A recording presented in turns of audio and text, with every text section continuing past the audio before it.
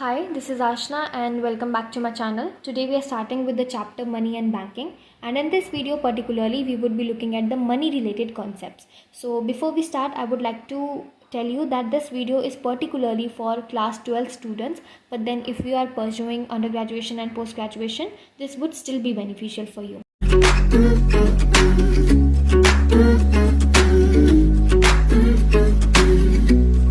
So let's get started.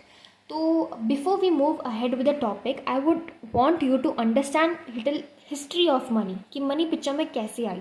What used to happen before money was into the picture of our economy? तो उस time ना barter exchange हुआ करता था. Now what is barter exchange? Barter exchange is basically exchange of goods for goods. यानी a person के पास wheat है, B person के पास राइस है. अगर ये दोनों अपनी कमोडिटीज एक्सचेंज करते हैं, दैट इज बार्टर एक्सचेंज.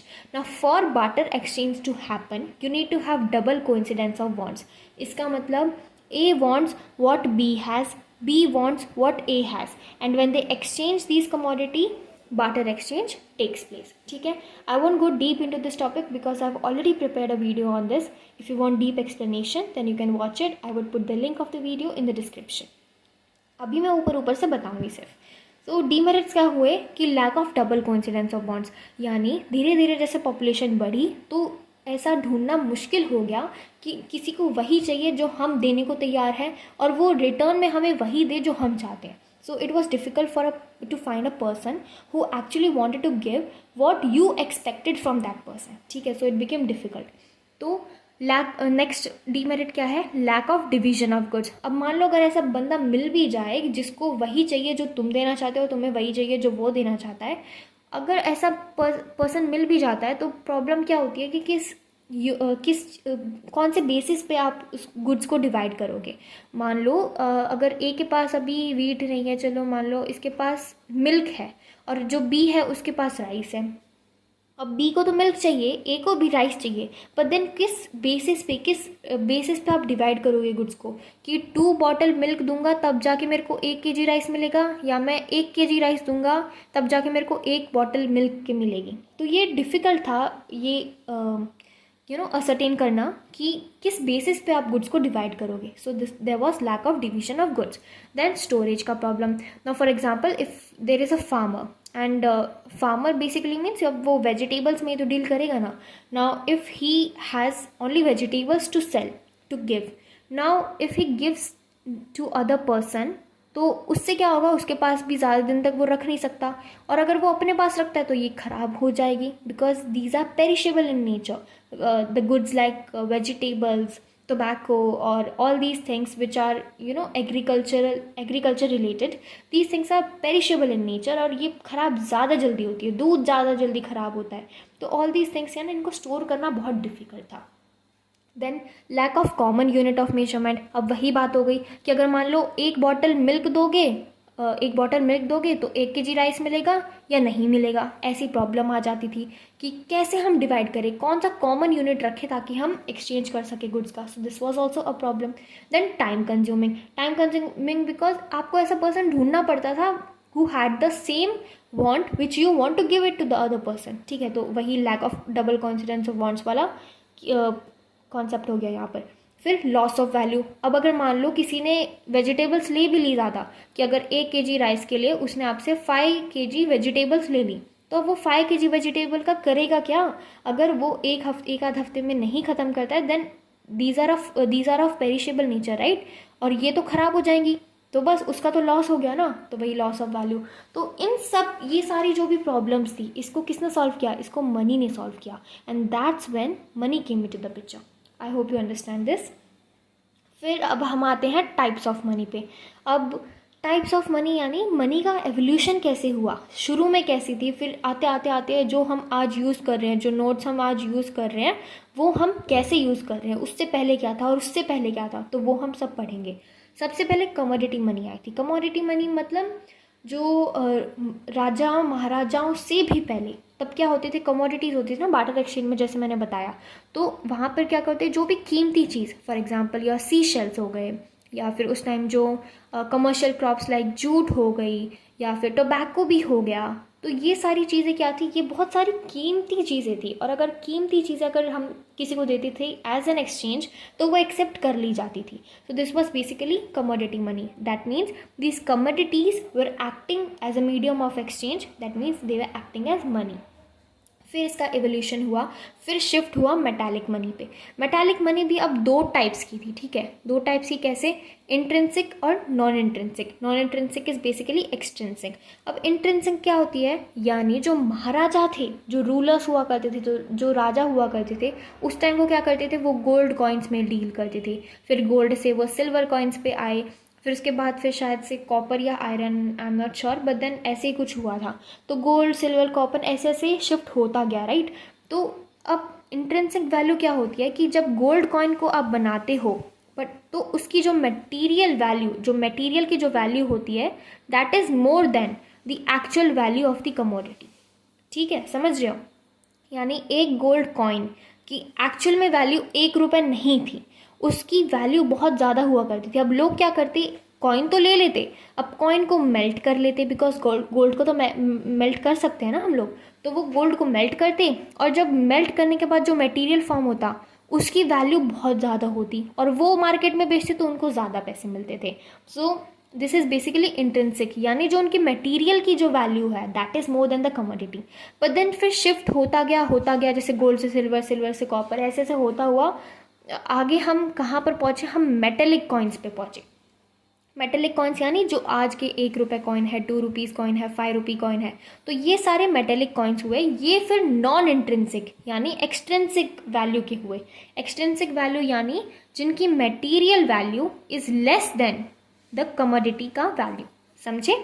यानी एक जो 5 रुपीज़ का कॉइन है, उसको बनाने में उसके जो मटेरियल है उसकी कॉस्ट 5 रुपये नहीं है, उसकी कॉस्ट बहुत ही ज़्यादा कम है, इनफैक्ट नेग्लिजिबल है. ठीक है, बहुत ही ज़्यादा कम है. इसका 5 रुपये का कॉइन का मतलब ये नहीं कि 5 रुपये की मटेरियल से वो बना है. ठीक है, ऐसे तो 2000 का कॉइन तो मतलब बस भंटाधर ही है. तो अब नेक्स्ट आते हैं, फिर एवोल्यूशन हुआ, फिर हम फियाट मनी पे आ रहा है. फियाट मनी बेसिकली क्या होता है कि एक ऑर्डर होता है. Order by whom? A king, a queen और गवर्नमेंट और एनी अदर रेलेवेंट अथॉरिटी जो भी गवर्न कर रही है, उसके द्वारा अगर ये ऑर्डर आ जाता है कि this is considered as fiat money, तो वो हमारे सिस्टम में इंट्रोड्यूस हो जाती है as fiat money. For example, your 50 rupee, 10 rupee भी, 20 रुपी भी, 500, 1000, हाँ 1000 भी, रुको ज़रा पहले सुन लो, 1000, 2000 रुपी, तो ये जितने भी नोट हैं ये सारे फियाट मनी हैं. क्यों हैं? क्योंकि यार ये जो आरबीआई गवर्न करती है, आपको पता है ना इंडिया में, तो आरबीआई के द्वारा उन्होंने ये बोल रखा है कि these notes are these notes are considered as medium of exchange in India. ठीक है, बेसिकली ऑर्डर दिया गया है आरबीआई द्वारा. बट इसके अंडर ना दो कॉन्सेप्ट और आते हैं, लीगल टेंडर और नॉन लीगल टेंडर मनी. ठीक है, लीगल टेंडर क्या होता है? लीगल टेंडर यानी लीगली उसको ऑथराइज कर दिया है कि हाँ these will be accepted as medium of exchange, और इनसे आप कोई भी गुड्स, कमोडिटी, सर्विसेज कुछ भी ले सकते हो. That is basically legal tender. लेकिन इसकी बात पता है क्या है कि this is only with in the jurisdiction of the authority, यानी जो भी अथॉरिटी इसको इशू कर रही है उसके जुरिस्डिक्शन के अंदर. यानी अगर इंडिया में आरबीआई बोल रही है कि 50 रुपी, 10 रुपी, 20 रुपी, 500 रुपी, 2000 रुपी, ये सब हम लीगल टेंडर कर रहे हैं, दैट मीन्स ये सिर्फ इंडिया की जो बाउंड्री है ना उसमें ही, अब थोड़ा वैसा बन गया बट समझ जाना तुम लोग, तो इंडिया की बाउंड्री के अंदर ही ये सिर्फ वो होगा, क्या होगा, जो नोट्स हैं ये एक्सेप्टेड होंगे. ऐसा नहीं कि आप यूएस जाके ये नोट चलाने लगो या फिर ऑस्ट्रेलिया जाके ये चलाने लगो, तो वहाँ पे ये सब काम नहीं आएंगे, ये सब इंडिया में ही काम आएंगे. समझ रहे हो ना? दैट मीन्स, और यूएस के, अगर यूएस के जो भी ऑथराइजिंग एजेंसी है, जो भी ऑथराइजिंग अथॉरिटी है, वो अगर बोलेगी कि हाँ यहाँ पर $10 चलेगा, $1 चलेगा, सेंट्स चलेगा, तो वहाँ पे वो सिर्फ यूएस में काम आएगा, वो इंडिया में नहीं चलेगा. इंडिया की चीज़ यूएस में नहीं चलेगी. समझ रहे हो? तो legal tender is with in the jurisdiction of the authority. लेकिन जो 1000 रुपी नोट है, अब वो क्या है, वो फियाट मनी तो है बट लीगल टेंडर नहीं है. क्यों नहीं है? डिमोनेटाइजेशन याद है? मोदी जी ने डिमोनेटाइजेशन किया था किस चीज़ का, 500 रुपी नोट ओल्ड वाला और ₹1000 नोट का। तो ये फियाट मनी क्यों है? बिकॉज ये कभी तो थे इकोनॉमी में, इनसे ट्रांजैक्शंस होते तो थे ना, कभी तो होते थे। लेकिन बाद में जब इन्होंने डिमोनेटाइजेशन लगाया उसके बाद से इन्हें नॉन लीगल टेंडर मनी कर दिया। नॉन लीगल टेंडर मनी मतलब ये अभी legally medium of exchange accepted नहीं है। अब यानी आप मार्केट में जाओगे 1000 रुपी नोट के साथ तो आपको कुछ नहीं मिलेगा, 2000 के साथ जाओगे मिलेगा, 500 नए वाले के साथ जाओगे तो मिलेगा, 20 रुपीज़ के साथ जाओगे मिलेगा, 10 रुपी 50 रुपी मिलेगा। अगर लीगल टेंडर मनी को कोई भी सेलर एक्सेप्ट करने से मना करता है तो उसको फाइन देना पड़ेगा, पेनाल्टी देनी पड़ेगी और उसको इम्प्रिजनमेंट भी हो सकता है। ठीक है, लेकिन ऐसा भी नहीं कि अगर मान लो सुबह सुबह आप रिक्शा से ट्रैवल कर रहे हो और उस टाइम आप 50 रुपए के फेयर के लिए आप 2000 का नोट पकड़ा रहे हो तो वो तो सीधी सी बात है, मना तो करेगा ही उसको एक्सेप्ट करने से, बिकॉज सुबह सुबह छुट्टे कहाँ से लाएगा वो। तो उस केस में उसको फाइन वगैरह नहीं होगा। ठीक है, आप गलत चीज़ में नहीं ले सकते इसको। In case of any other commodities जहाँ पे एक्सेप्ट होनी चाहिए but seller is disagreeing to it, उस टाइम पे फाइन, पेनाल्टी, इम्प्रिजनमेंट हो सकता है। समझ आ गया कॉन्सेप्ट। नेक्स्ट फिर इवोल्यूशन हम आगे आते हैं। फिर फिड्यूशरी मनी का भी कॉन्सेप्ट आया। फिड्यूशरी मनी बेसिकली ट्रस्ट पे बेस्ड है। ठीक है, इसका मतलब कि अगर जो सेलर है वो चाहे तो वो एक्सेप्ट कर भी सकता है और नहीं भी कर सकता है। फॉर एग्जांपल अगर आपने वॉशिंग मशीन खरीदी, अब आपके पास इतना कैश तो है नहीं और आप कार्ड लाना भूल गए या कुछ भी हो गया है, तो आप क्या करते हो, आप चेक देते हो और आप बोलते हो कि मैं चेक से पेमेंट करूँगा। अब सेलर पे डिपेंड है कि वो चेक एक्सेप्ट करेगा या नहीं करेगा। अगर वो करता है तो ठीक, नहीं करता तो उसके ऊपर ये लीगल टेंडर वाला कॉन्सेप्ट की फाइन, पेनाल्टी, इम्प्रिजनमेंट, ये वाली चीज़ उस पर बाइंडिंग नहीं होगी बिकॉज फिड्यूशरी हो जाएगा। चेक हमारा फिड्यूशरी मनी है, लीगल टेंडर नहीं है, वो सेलर पे डिपेंड है। बिकॉज आगे जाकर अगर चेक बाउंस हो गया तो इसमें तो उसका लॉस हो जाएगा ना, तो इतने सारे झंझट कौन झेलेगा। तो सेलर के ट्रस्ट पे ही बेस्ड है कि अगर वो आप पे ट्रस्ट करता है तो वो एक्सेप्ट कर लेगा, नहीं करता तो वो नहीं करेगा। ठीक है, आ गया समझ में अच्छे से। फिर अब हम आगे जाते हैं। अब मनी तो आप समझ ही गए हो, मनी क्या है। हम आपके पास जो भी कैश है, आपके पास जो भी कॉइन्स हैं यानी पेपर नोट्स वगैरह और जो मेटेलिक कॉइन्स हो गई, वो सारी हमारी मनी में काउंट होती है। नियर मनी क्या है? नियर मनी यानी वो ऐसी मनी, ऐसी चीज़ which is highly liquid, which can be converted into cash very easily and in a very short period of time, उसे हम नियर मनी कहते हैं। जैसे बॉन्ड्स हो गया, शेयर्स हो गया, गोल्ड हो गया, एट्सेट्रा। ठीक है, अब हम आते हैं कंपोनेंट्स ऑफ मनी सप्लाई। अब देखो, मनी सप्लाई पहले हमें समझना पड़ेगा। मनी सप्लाई क्या है? Money supply is the total stock of money in an economy at any point of time which is held by the general public. ठीक है, अब इसके कंपोनेंट्स क्या हो गए? इसके दो कंपोनेंट्स है, एक तो हो गया करेंसी आपने पढ़ा ना अभी, और दूसरा क्या हो गया? Net demand deposits. अब डिमांड डिपॉजिट्स क्या होता है? मान लो ये आप हो, मान लो क्या हो, ठीक है, और यहाँ पर ये बैंक है।